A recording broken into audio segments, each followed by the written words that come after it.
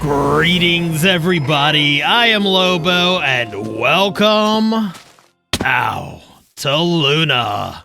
This is episode 212 of my Minecraft survival series, and today I wanted to do some more work on the storage system, but as you can see, I haven't spent any more time figuring out where everything needs to go. I haven't spent any more time getting the layout of this thing kind of cemented in, because life, you know? Life is busy sometimes, but I will get around to this eventually. I promise I will. I'm very excited about this project. But there's also something else I'm very excited about, something that we got last episode, and that is this bad boy right here, the moss block. And I think we're going to continue working with that bad boy today. Now, I think the perfect place to do something with this guy would probably be over here at another one of our ongoing projects that's been sitting for a couple episodes, the House of Leaves. I bet you guys forgot about this place, didn't you? I didn't. But I don't know, after that incident with Cookie, it's been hard for me to come back here, you know? But I think now we're finally ready to continue expanding upon this place. And I think maybe over here would be a great area to go ahead and start farming up some moss. So let's begin by getting the room built up. Now, the room that's going to house our moss farm is going to be built in the same style as the rest of the House of Leaves here, using the light gray terracotta, using our spruce wood, using our dark oak stairs and slabs and stuff like that. Basically, what you see elsewhere in the House of Leaves, that's what we're going to continue to do. Now, because I'm not yet farming trees over at the House of Leaves, which is the plan, I do plan to do that eventually, I promise, we do need to come over here to the Explorer's Lodge and just collect a little bit of dark oak wood.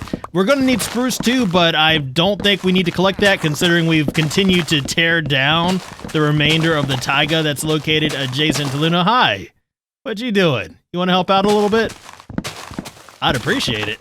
No, for real though. Like I got a spare axe in my ender chest if you want to help out. Like, I can go get that and you can use this one. No, that's not going to work for you. You just spectating, huh? That's fine. Man, having an audience is weird. All right, so now let's go ahead and start building up the room. Let's go ahead and start figuring out the overall size and shape of it. I think we're probably going to roll with something like this. And obviously these aren't going to be like all stone brick, like plain stone brick. We're going to vary up the blocks here just a little bit.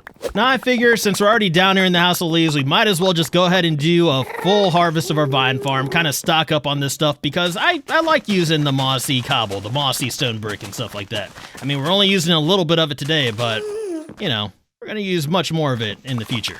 All right, let's go ahead and add our little bit of block variation down to our foundation here. And I think once I get this in, we are pretty much committed to the size and shape of this room. Hopefully it works out. I haven't really done any planning on the farm yet, so we'll see. I'm doing this completely backwards, aren't I? Yeah. So I've given some thought as to how I want to do the farm here. We're going to work on the farm first and then figure out how we're going to build the room around that. Because I'd like to stick to this size, but there is a chance, depending on how the farm is, that we might need to extend it. We might need to shrink it down a little bit. We might need to hide the redstone. So maybe what we'll end up doing is moving the back wall in some. Like, I don't know. I don't know yet. So that's why I'm going to change the plan here a little bit. I just get excited, man. I just get excited, I get a little too far ahead of myself, and I'm thinking we could wrap this whole thing up right here and now, but no, that's not the case. So let's go ahead and talk about how we're going to be farming our moss blocks.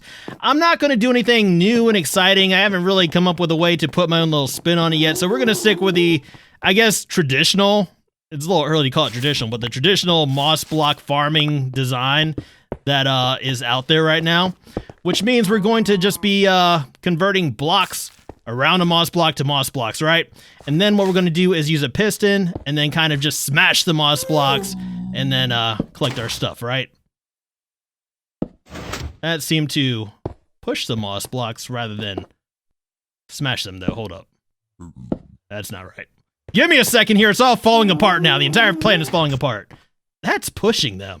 Well, what if we were to put obsidian on the end there where it can't be pushed? Will it then get crushed?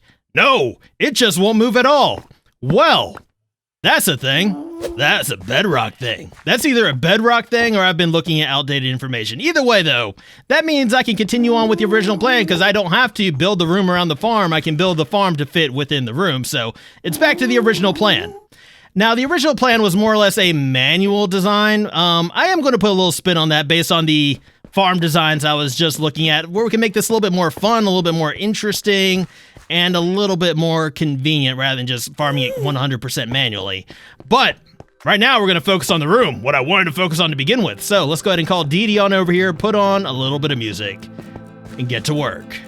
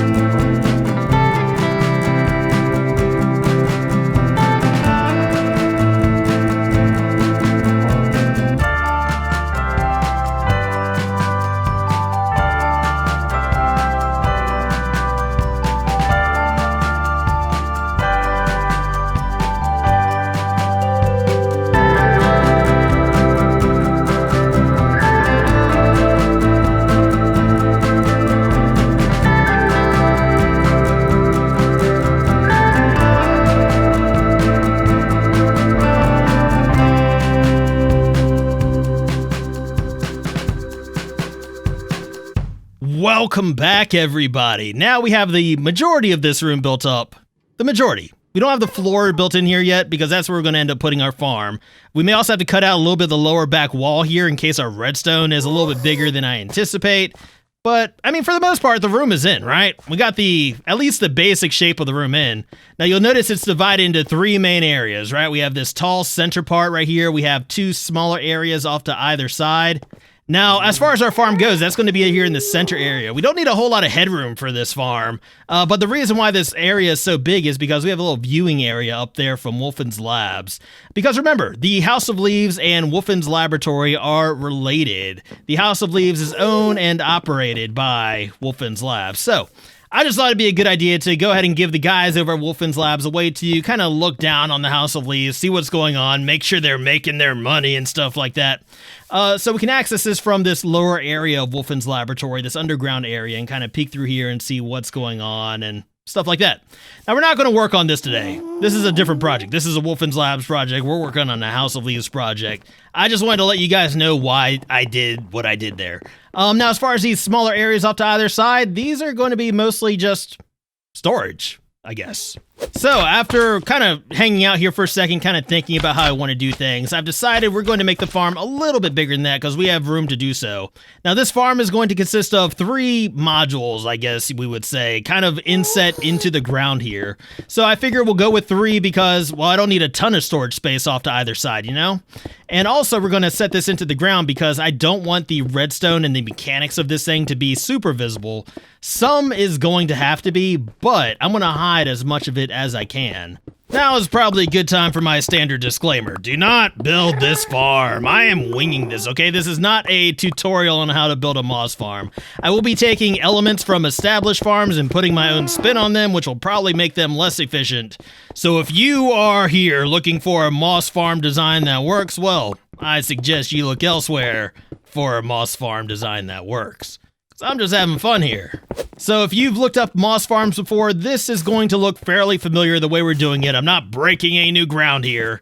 Basically, we're just going to have 3 moss blocks placed above a platform of stone, which is going to be created by a stone generator. So just imagine that all these little granite pieces right here, this is stone that was freshly created.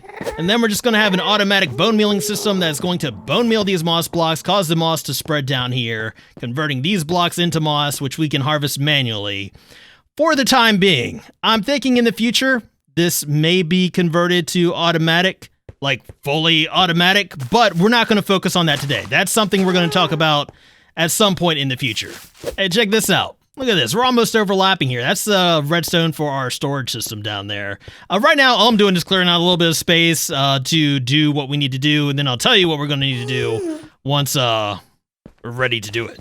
Well, let's just go ahead and work from the top down here. Basically, what we're going to have here up top, as I said, is a platform of stone that's going to be created by a stone generator, which is going to be located way down deep underground here, with the lava safely out of range of this wood, because the last thing I need is to burn down this room.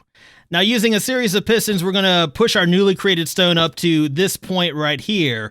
We're going to have more pistons off to the sides here, which is going to push the stone sideways until it reaches the obsidian, and that gives us our platform.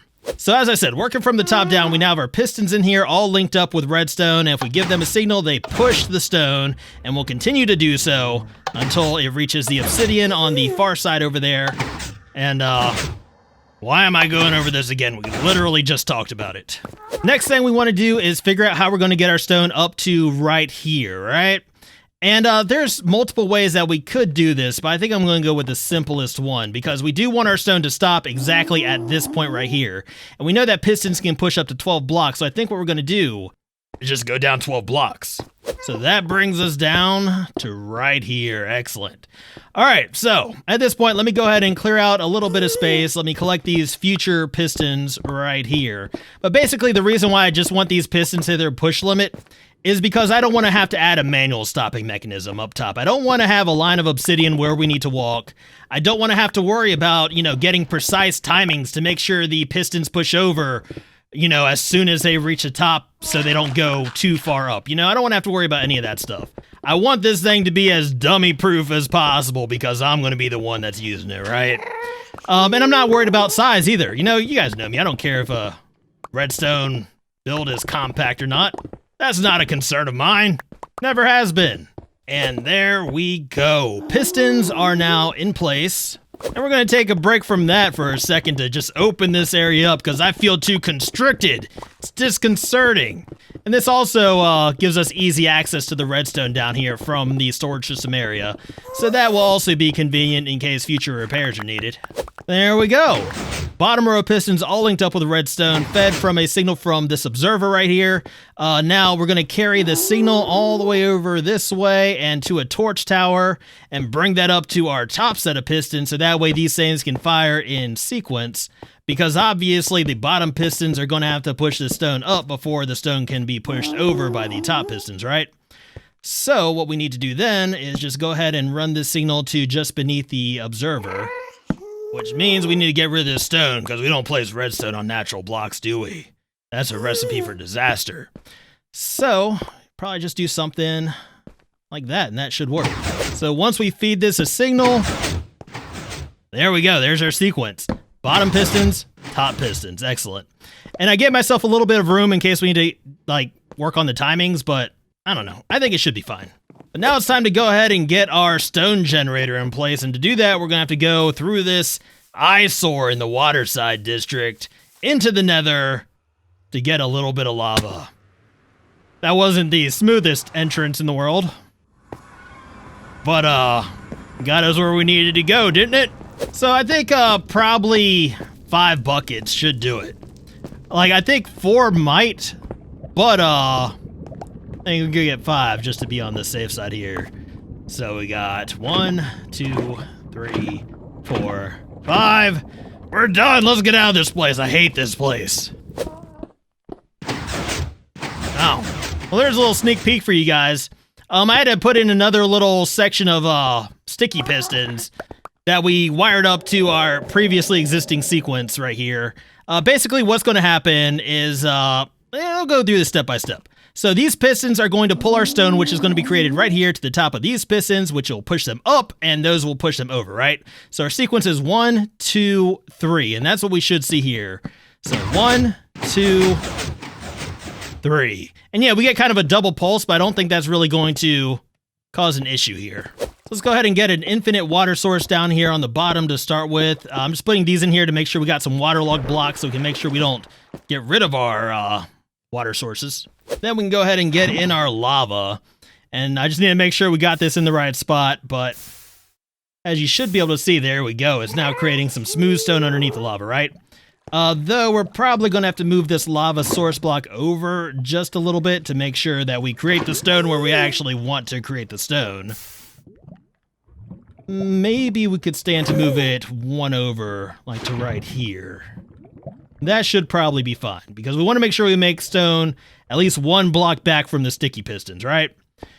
So I think that should be good, and then we need to go over, what, 2 blocks from here? So right here would be our next lava source. And this should be fine, because I don't think we need smooth stone generating right here, because we can't get it anyway, because as you can see, the water disappears, right? So, yeah, I mean, this should work. Maybe. All right. Let's go ahead and give this thing a quick little test and just see how it does. So far, everything seems to be going according to plan, which is good. Let's get all the way up to top and just make sure this actually does everything we need it to do. Wait a second. What's going on right there? Interesting. Oh, cobblestone. That's not what we want. So obviously, there's some changes that need to be made. More changes than I realize. Wow, okay, well.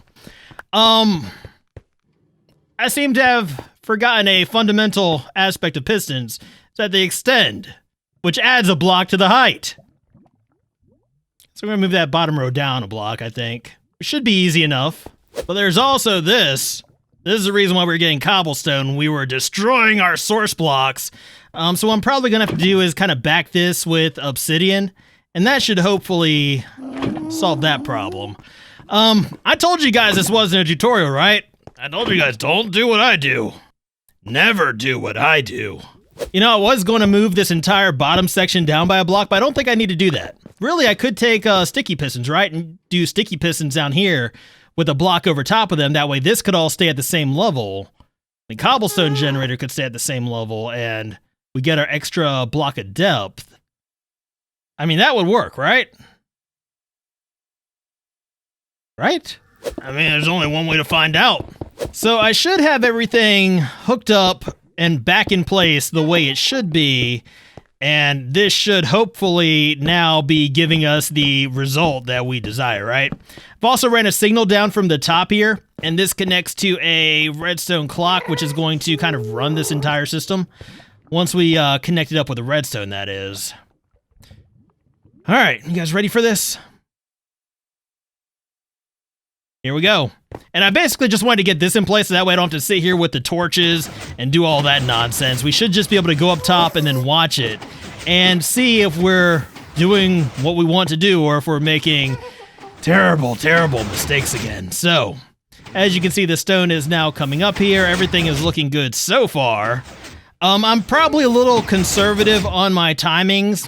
I wouldn't say conservative, I'd say safe. We're a little bit safe with our timings. This could probably stand to be sped up a little bit, but I think I'm fine with that. I'm in no rush, you know? If I'm here, I'm in no rush, and I'd rather have everything be safe than be efficient and, you know, prone to mishaps on my part. So everything's up at the top now.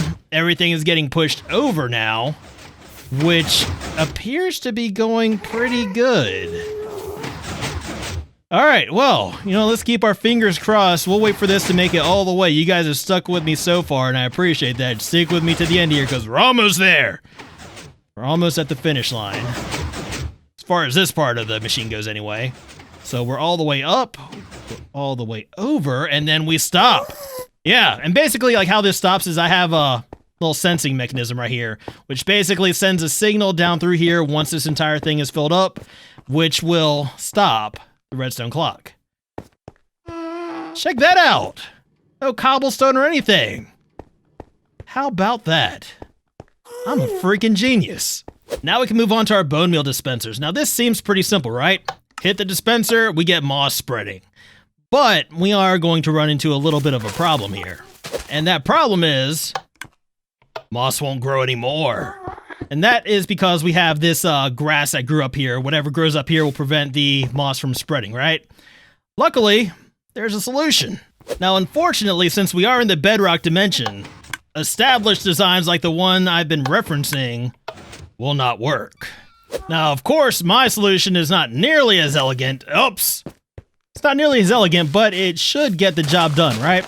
So let's just go ahead and imagine that we just harvested all this stuff, okay? And in fact, I got some stone on me. Let's go ahead and put some stone down here, and we'll give this thing a try. So what should happen is we'll give this a signal. It will extend the piston, breaking the grass on top of this, right? Then a couple seconds later, we will activate the dispenser, hopefully bone mealing. So there we go. Excellent. Excellent. Perfect. Wonderful. Now, the reason why I'm building this out of wood, which is not traditionally what you put redstone on top of, is because I'm thinking we can work this into the design of the room somehow and kind of make it look a little less out of place. Hopefully. Maybe. Probably not, but maybe. All right, so at this point, we got all of our bone meal dispensers hooked up, wired together, and we also have a signal coming up to the top here from our signal that goes down here and activates this whole thing. Basically, once this thing fills back up, it'll send a signal up here and across, activating all our pistons, activating all our bone meal dispensers, and hopefully, everything works out the way we want it to. But there is only one way to find out, and that is to go ahead and give this thing a full test run. The top has been cleared out, and at this point, the system is active. So as you can see, the piston's already extended, breaking all the stuff on top of the moss blocks. And we have this area now filling in. And once it gets all the way filled in, that's when we should see the pistons lift up and the bone meal firing. Hopefully, anyway. All right, fingers crossed, guys.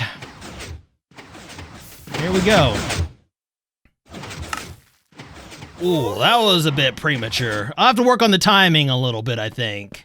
Or actually, you know what, just to simplify things here, maybe a manual on-off switch would be a better option. So we do have another little problem here. And that problem is the fact that we sometimes get these mossy carpets growing, which actually prevent those pistons from pushing down on those blocks and breaking the carpet. So what I'm thinking here is that we could probably, instead of going downward with our pistons, go sideways and then push the carpets off the edge. I still need to wire this up though. Give me a second. Actually, you know what? I'm just gonna go ahead and wire all these up because I accidentally triggered it and proved it works. So we're just gonna get everything active and then we'll give this another test run and just make sure there's no other issues that we're gonna run into. All right, so let's go ahead and give this a try. We got our switch right here. I may take out the automatic sensor because honestly, the switch is just easier to deal with and more dependable. So, yeah. Ooh, that's dangerous. That is dangerous. All right, so we're just gonna go ahead and let this thing fill all the way back up in. And then we'll just make sure that the bone meal gets dispensed as it should and everything's working properly. So we are almost there, and that is a thunderstorm. Great, wonderful. Love thunderstorms. Actually, we've got our lightning rods now, don't we? So, you know, we'll see how everything's doing there. Make sure nothing's on fire. Why is this not, oh, because I did the manual switch. That's right. We gotta flick this the opposite direction for the pistons to retract and for the bone meal to dispense. There we go. Check that out. Excellent. I mean, we could probably stand to get a little bit more bone meal down, get a little bit more moss spread, but that's something I'm going to concern myself with later because I just want to go ahead and make my way out here because that thunder has me worried, man. Those lightning strikes get me worried. So hopefully our lightning rods are doing their job. Let's just go ahead and fly around here, make sure nothing is on fire. Everything's looking pretty good though, except for the phantoms.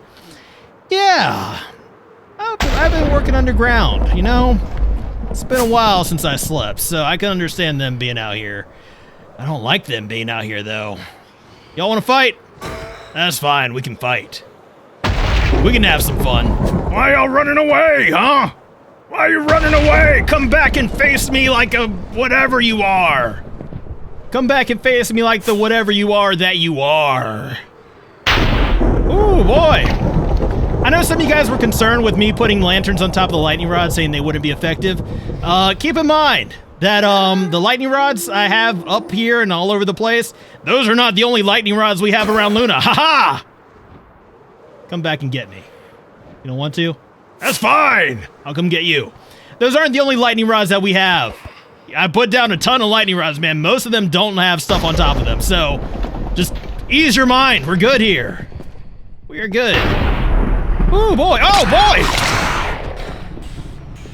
Well, how about that? Owie! Stop it! You guys stop it. Well, hey, stop it! I don't appreciate that. Let me show you how little I appreciate that. Yeah, oh. Yeah, aha! All right, well, let's go ahead and get back to work. Because the moss farm is not yet done, we still have to finish up the room that houses it. So, let's go ahead and call Dee Dee back on down here, put on a little bit of music, and get to work.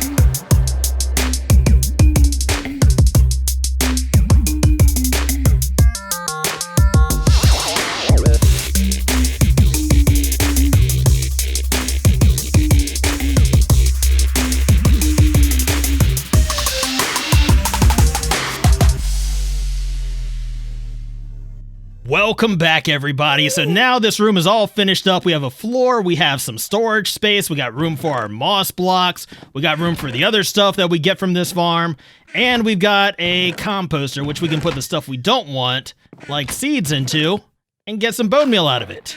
And then we've also got our farm, which is now complete, which, I mean, obviously, it's not the greatest moss farm ever developed, but you know what? Suits my needs, and I'm happy with it. And we've got a pretty good workflow going here too, because once I'm done, or just about done collecting stuff, we already have a new floor in place.